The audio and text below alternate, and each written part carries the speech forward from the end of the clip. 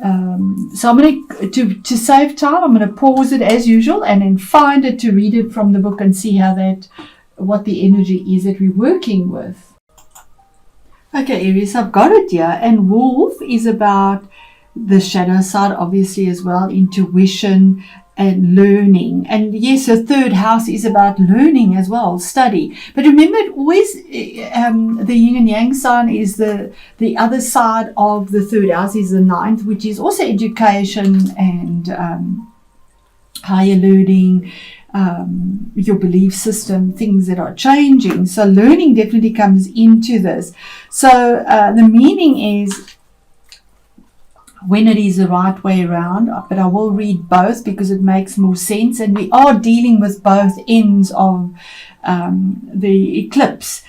So the meaning of wolf, the way it's pronounced in this Druid animal deck is foil, and it says that the wolf brings a strong sense of faithfulness, inner strength and intuition, but the wolf brings learning too. Sometimes you need to cross barriers, to take risks, to go beyond the limited compass of normal behavior in order to learn and grow. Although crossing these boundaries may seem unattractive, even painful, you need not fear the inner power and strength you feel when you spend time alone. Come to know your deepest self, and even in the darkest places you will find courage and spiritual companionship.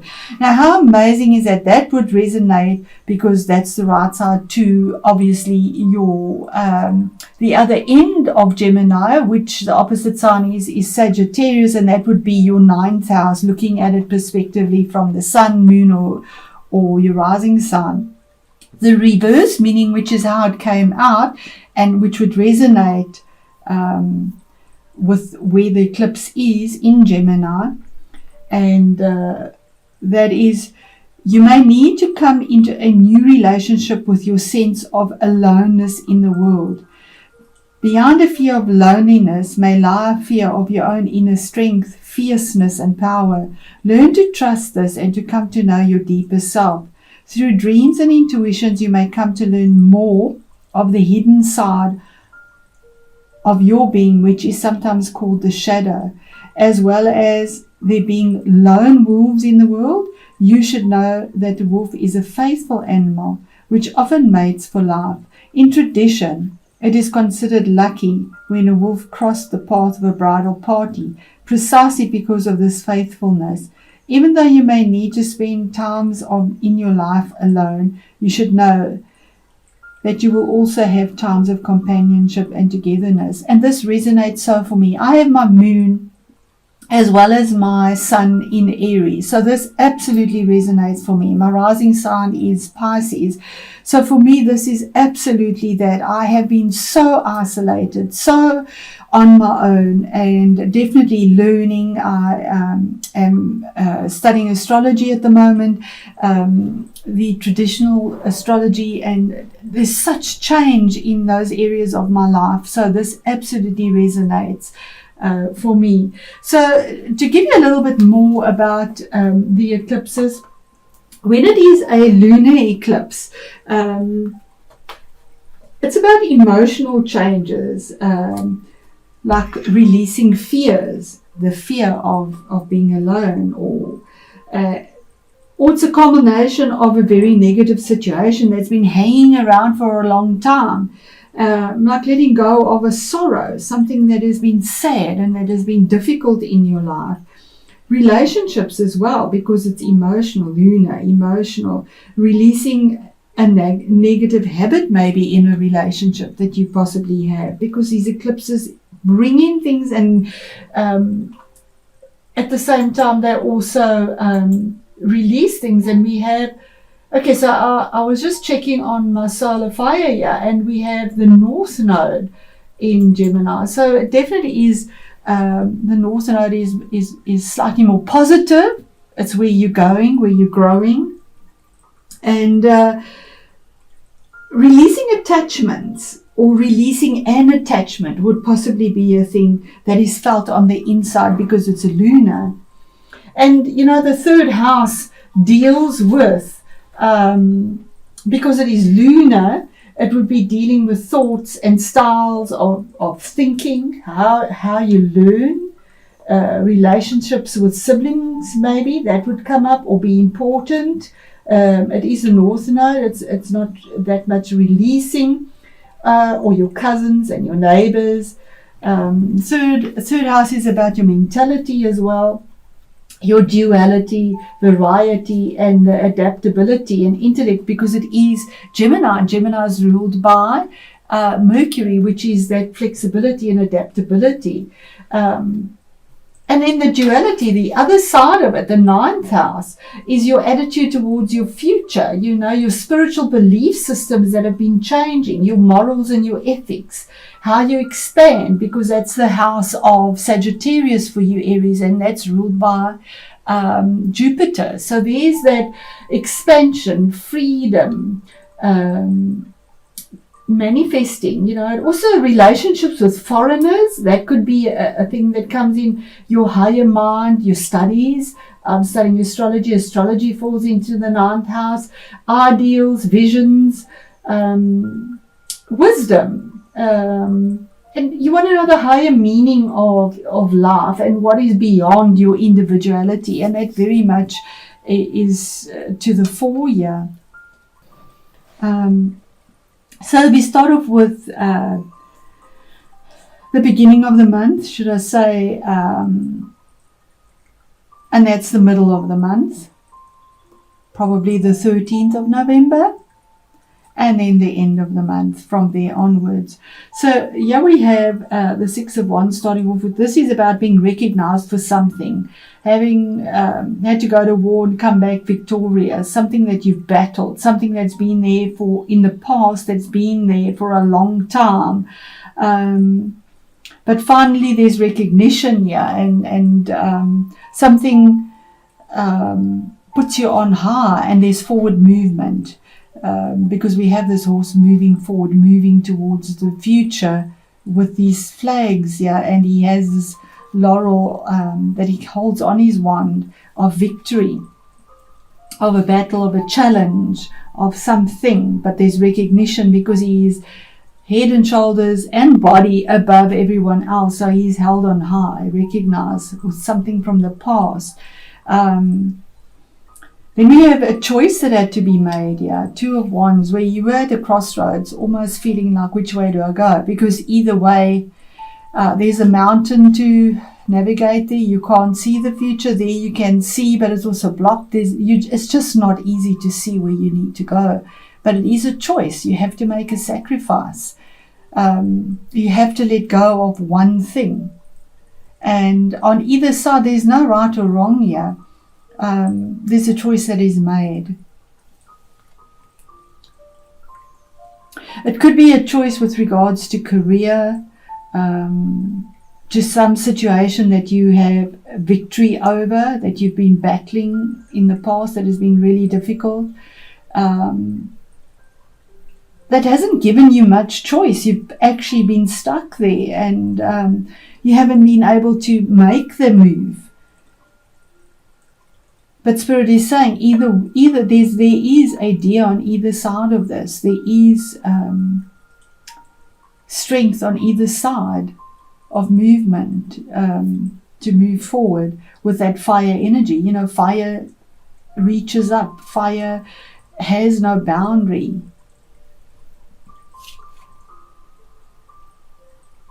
Then we have the King of Cups. So the King of Cups could be your own energy or somebody you're dealing with. This could, we are in it's Scorpio energy. It could be a Scorpio as well because it is a water energy. But it could be either of the water signs, Cancer as well as Pisces.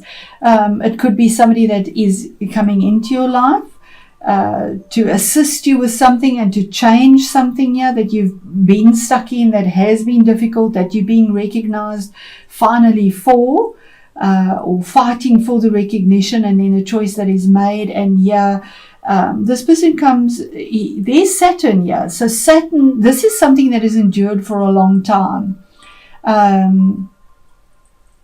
This person comes from the heart, or is strategic, diplomatic, makes changes on the outside. He is a king. For me, kings make changes on the outside if it's not a person. It's something that is emotionally fulfilling, but changes you from without as well, not just within. Otherwise, it's your own energy of being strategic, diplomatic, steadfast, making a change, being ready to offer your cup of love, to work from your heart, but to make changes on the outside. What is the message from Spirit in the middle of the month? And I feel that this is card number 13. It is a major arcana card. And I do feel on the 13th of November, there is some form of change for you, Aries, that will be significant. The eclipse is only on the 30th of November, 29th or 30th, and yet here on the 13th, there is a significant change. It's the rosebud that just blooms, that is surrendering for something new. It has to come to an end. Whatever this is down to the bare bones. It's a skeleton. It's dead. It cannot be revived anymore. There's the horse facing the past. It's done. Here's the surrender, moving forward. Everything has gone up in smoke. There's change. Something you've been defending. Something you've been fighting. Something you've wanted recognition in. And I said the third house is ruled by Mercury. Here we have the wings of Mercury. He had the wings. He's the messenger of God. In Greek mythology, or in mythology, he's the messenger, and he has the wings on to carry the messages. But he has the message of something that comes to an end, to bring about something new. Something that you've been stuck in, something you've wanted recognition for. And then what is hidden in all of this is that you've been taking stock of everything. It could be to do with your finances. It could be something that you put away, a choice, a decision that you made around your finances, what you invested in, what you've nurtured, what you've taken care of. But your little basket is empty. You've not had the rewards yet. And she's sort of looking at this, wanting to ascend that ladder and say, and the ladder is in the future, when is it time to actually enjoy the fruits of my labor? When is it actually time? The squirrel also plans for the winter. He nurtures and plans for the future. But here are, well, you're the ram, here sheep here, showing peace. And she's actually going to that ladder with her empty basket, looking at what is there and going to go and collect what she's sown, what she's nurtured, what she's waited for, taking stock of whatever as she's not enjoyed yet. It's empty. But it's in the future. It's coming in November. Then we move on to the Page of Cups. Now, for a general reading, this is normally information that is coming in, or it could be dealing with children or somebody that is younger. But it's the beginning steps of somebody offering love. There's the King. Here's the Page of Cups. Somebody offering something, offering an apology, offering love, a small offer, something that comes in, news that comes in, that it might be happy news, pleasant news that warms your heart. We do have Ivy creeping. Ivy is, to me, is Saturn. It creeps along, it grows, it's slow, it's steady, and reaches. It keeps on reaching. He's also looking to the future. He's not looking at the offer. So you could be offered something or waiting for an offer to come in still that hasn't come in yet. But here's the Star card. Card number 17, which is an 8 in astrology. That's a 4 for foundation to be built, because something has to end for something new to start. It can't start until it ends. And here's our 8. which is that power number. This is healing, hope, something that you've pegged your hopes on the stars. Maybe you've been ill. Here's your healing, being guided by the stars, just letting go of everything that doesn't serve you anymore, not worrying about it, not even in your vulnerability. She's sitting here on her knees, just letting go. She's completely brought down to her knees. It is the card of Aquarius as well. You could be dealing with Aquarius, or it could be Aquarius is ruled by Saturn as well.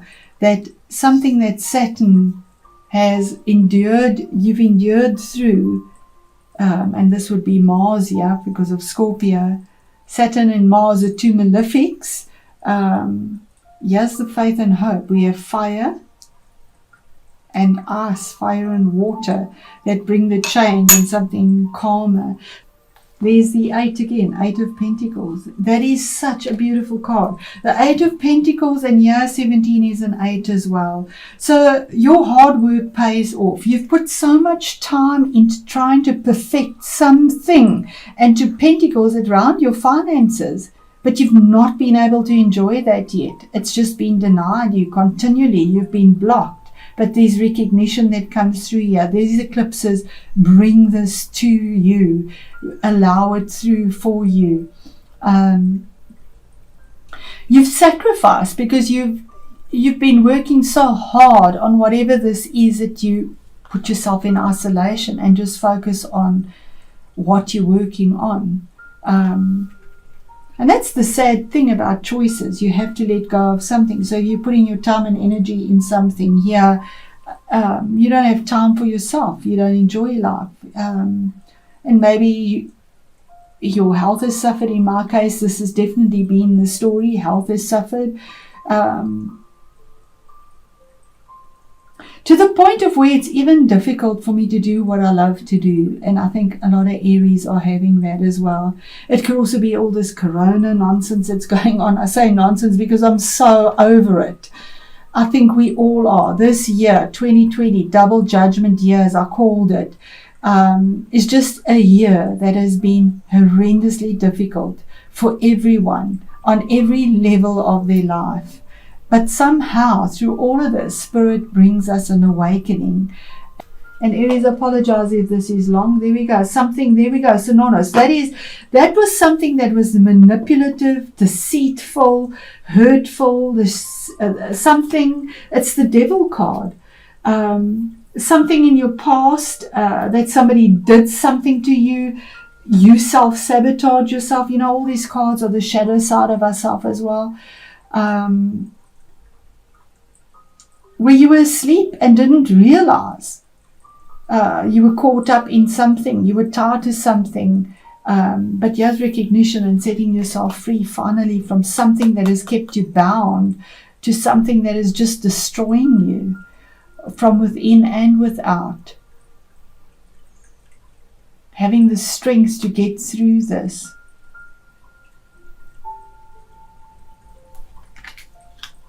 So with that, Aries, I'm going to end this reading and say thank you once again. And thank you for your comments and for your time to view this. I really appreciate it. And I wish you all the best. My heart is with you. I know how difficult my story has been, and I will share that one day with you, possibly after November, once all of this comes to an end. Because it is time for change. It is time for things to end. It is time to actually reap what you've invested in and get the healing that we need.